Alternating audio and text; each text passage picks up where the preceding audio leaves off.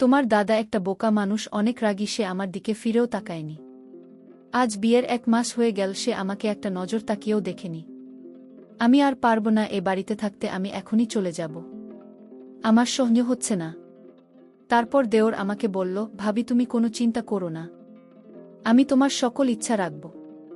তাই একদিন রাতে আমাদের যখন তার কলেজের পড়াশোনা খুব ব্যস্ত ছিল, তখন সে দিন রাতে আমার স্বামী শুয়ে যাওয়ার পরে আমি যখন লুকিয়ে দেওরের ঘরে যাই, তখন দেওরকে ওই অবস্থায় দেখে তো আমি আর নিজেকে আটকে রাখতে না পেরে তাকে চোখে চোখে সব কিছুই সারা করেছিলাম যে আমি আর পারছি না। তাই আমি তার সঙ্গে নিজের ইচ্ছে।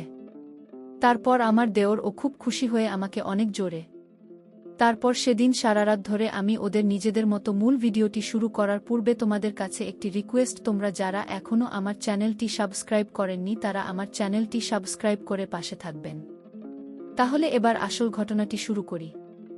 আমি তো এবার আপনারা ভাবছেন যে আমার স্বামী থাকা সত্ত্বেও আমি দেওরের ভালোবাসায় পড়েছিলাম। আসলে বিয়ের পরে আমি যখন শ্বশুর বাড়ি আসে, তখন প্রত্যেকটা মেয়ের মতোই আমার চোখে অনেক স্বপ্ন ছিল যে আমিও আমার স্বামীর সঙ্গে ঘুরতে যাব, আমার স্বামীর সঙ্গে অনেক সময় কাটাব। কিন্তু আমি যা ভেবেছিলাম বিয়ের পরে তার সবকিছু উল্টোটাই হয়েছিল। আসলে আমার স্বামী নিজের কাজ ছাড়া আর কিছুই বুঝত না। সে তো সবসময় নিজের কাজে ব্যস্ত থাকত এবং সে এতটাই রাগী স্বভাবের ছিল যে আমার একটু কিছু ভুল ত্রুটি হলে আমার উপরে বকাবকি, চিৎকার চেঁচামেচি শুরু করে দিত। শুধু তাই নয়, কোনো সময় তো আমাকে অনেক সময় মারধর। এভাবে আমাদের বিয়ে হতে প্রায় 1 মাস হয়েছিল। আসলে প্রথম থেকে আমার স্বামী আমার প্রতি কোনো গুরুত্বই দিত না। এমনকি বাসর রাতে আমার স্বামী ফোনে তার ক্লায়েন্টের সঙ্গে হিসেব পাতি করতে ব্যস্ত ছিল। আর বাসর রাতে স্বামীর অপেক্ষা করতে করতে আমি শুয়ে পড়েছিলাম, কারণ আমিও তো অনেক বেশি ক্লান্ত ছিলাম। তারপর সকালবেলা যখন চোখ খুলে দেখি, তখন আমার স্বামী তো স্নান করে তৈরি হয়ে আমাকে ঘুম থেকে তুলে বলেছিল তাকে নাকি আগামীকালকে এই অন্য শহরে চলে যেতে হবে জরুরি কাজের জন্য। আমি তো কোনো কথা না বলে শুধু স্বামীর দিকে আশ্চর্য হয়ে তাকিয়েছিলাম, কারণ স্বামী তার কাজকে এত বেশি প্রাধান্য দিত যে আমাদের বাসার রাতটাকে নষ্ট করে দিয়েছিল। ওই বাসর রাতের জন্য আমি যা স্বপ্ন নিজের চোখে সাজিয়েছিলাম, আমার সেই স্বপ্নগুলো ভেঙে চুরমার হয়ে গিয়েছিল। বিয়ের 2 দিন পরেই তো শেষ 16 দিনের জন্য শহরে চলে যায় নিজের কাজের জন্য। এবং যাওয়ার সময় সে তার ভাইকে বলে গিয়েছিল, সোহান তোর ভাবিকে খেয়াল রাখিস।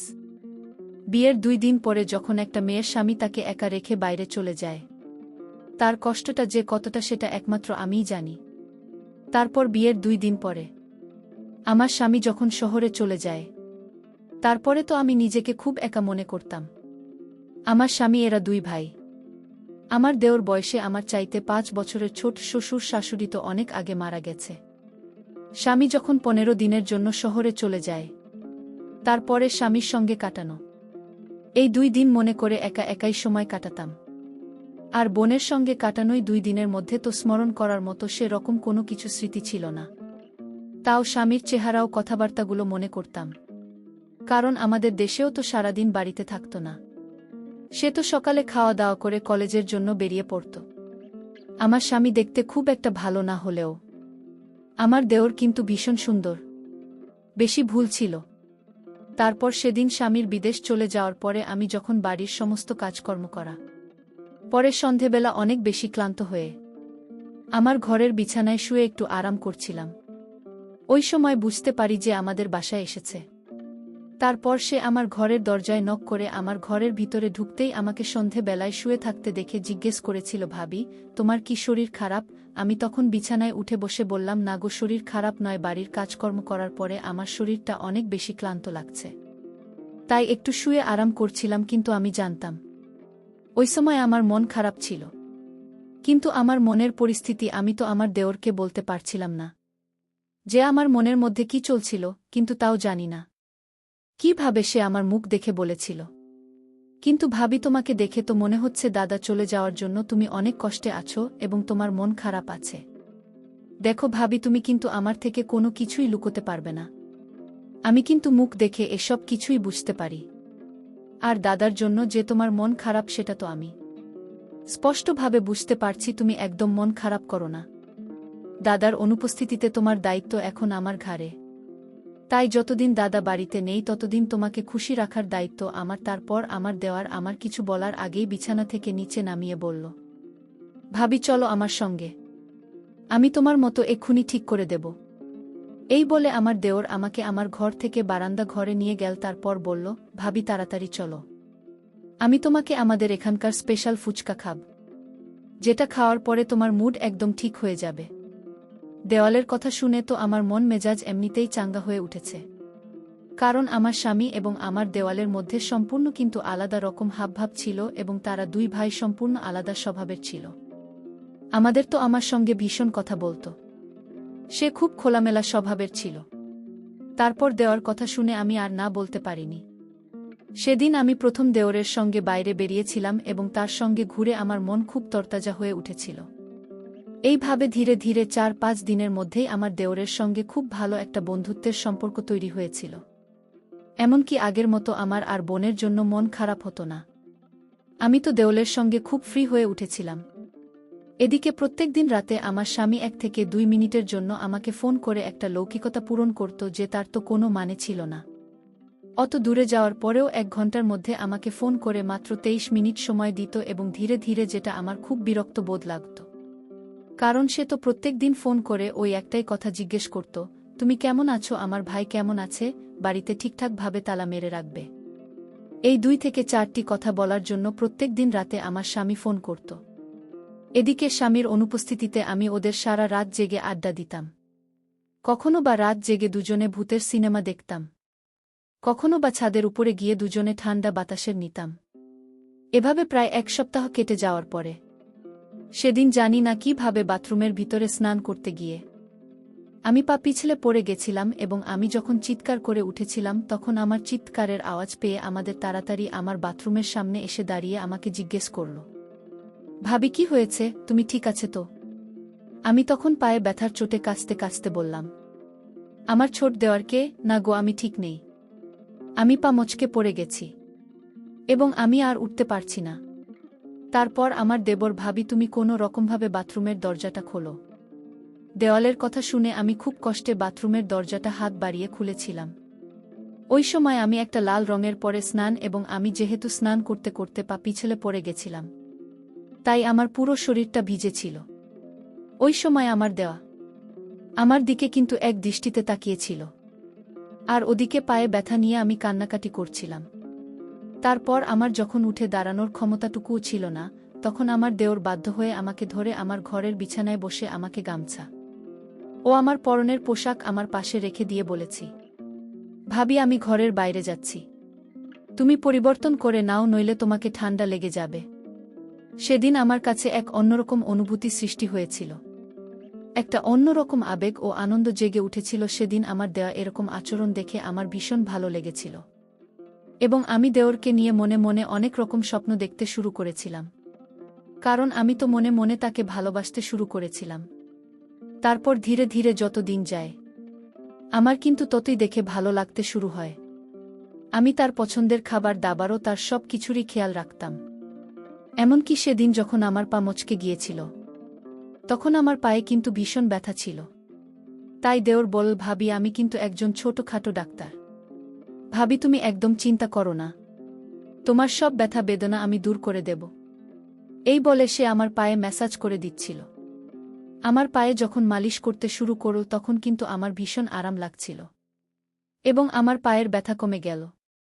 আমি কিন্তু দেওয়ার জন্য সেজেগুজে তৈরি হয়ে থাকতাম এবং বাহানা খুঁজতাম যে আমার দেওরের কাছে যাওয়ার জন্য, কারণ বিয়ের পরে যে যত্ন আমার স্বামীর কাছ থেকে পাওয়া উচিত ছিল সেটা তো আমি দেওরের কাছে পেয়েছিলাম। তাই আমি দেওরকে মন থেকে ভালোবেসে ফেলেছিলাম এবং সে দিনের পর থেকে আমি পায়ে ব্যথা বাহানা করে প্রত্যেক দিন তার সামনে ন্যাকা কান্না করতাম এবং সে আমার কান্না দেখে বলল, ভাবি তুমি চিন্তা করো না, আমি এখনই পায়ে মালিশ করে দিচ্ছি। আর আমি সেটা মন থেকে অনুভব করতাম।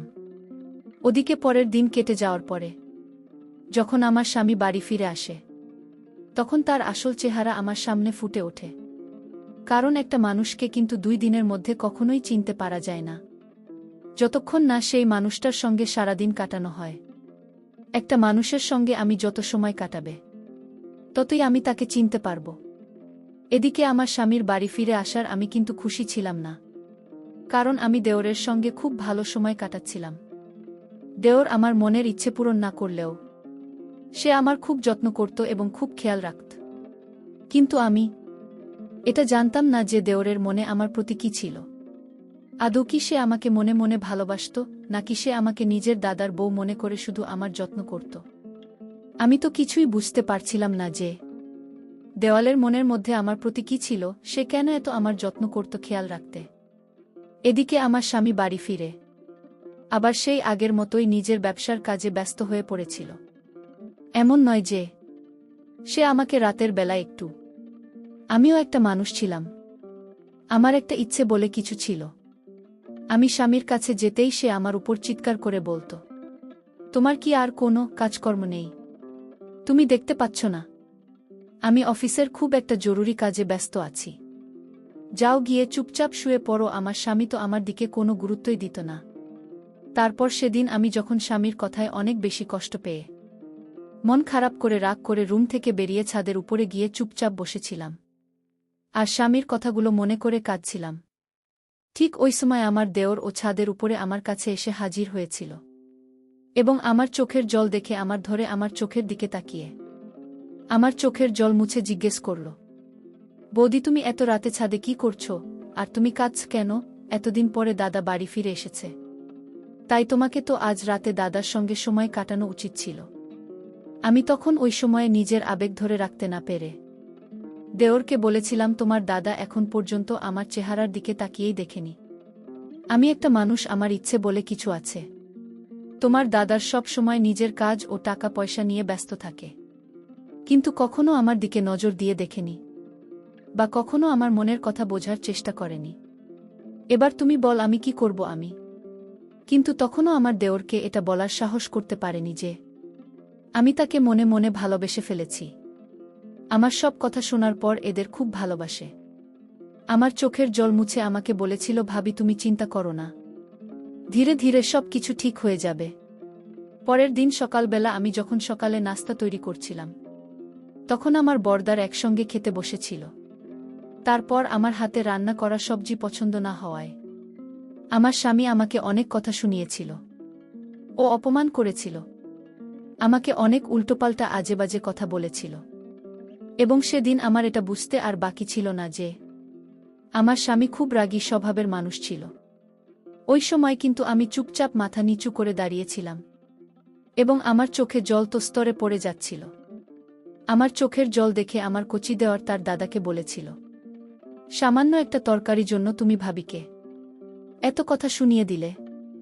আমার দেওর খুব ভালোভাবেই জানো যে তার দাদা খুব রাগী স্বভাবের মানুষ, কিন্তু আমি সেদিন জানতে পেরেছিলাম যে আমার স্বামী ভীষণ রাগী স্বভাবের মানুষ। তারপর আমার দেওরের কথা শুনে আমার স্বামী তার ভাইয়ের দিকে অনেক এগিয়ে বড় বড় চোখ করে তাকিয়েছিল এবং আমাদের সঙ্গে কোনো কথা না বলে চুপচাপ নিজের অফিসের জন্য বেরিয়ে পড়েছিল। সেদিন আমার স্বামীর চলে যাওয়ার পরে আমি দেওয়া রেখে বলেছিলাম, দেখো তোমার দাদা যদি আমার সঙ্গে এরকম সবসময় দুর্ব্যবহার করে তাহলে আমার কিন্তু এই বাড়িতে থাকার কোনো মানে হয় না। তাই আমি আজকে এই মুহূর্তে এই বাড়ি ছেড়ে চলে যাব। এমনিতেও বিয়ে হতে কাছাকাছি 1 মাস হতে চল, তাই আমি আজকেই বাড়ি ছেড়ে চলে যাব। তারপর আমার দেওয়ার অনেক ভালোবেসে আমাকে বলল, ভাবি আমার কথাটা একবার শোন। কিন্তু তখন আমার দেওরের কোনো কথা শুনিনি।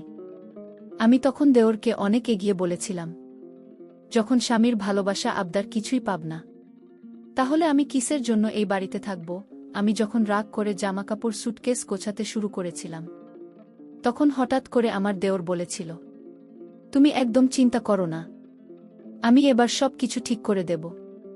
কেউ যখন আমাকে একটা বলেছিল, তখন আমি বুঝে গিয়েছিলাম যে তার মনেও নিশ্চয়ই আমার প্রতি কিছু না কিছু তো আছে, না হলে সে এত ভালোবেসে আমাকে আটকে রাখবে কেন? বন্ধুরা, তারপর আমি আমার দেওরকে নিয়ে সংসার শুরু করেছিলাম।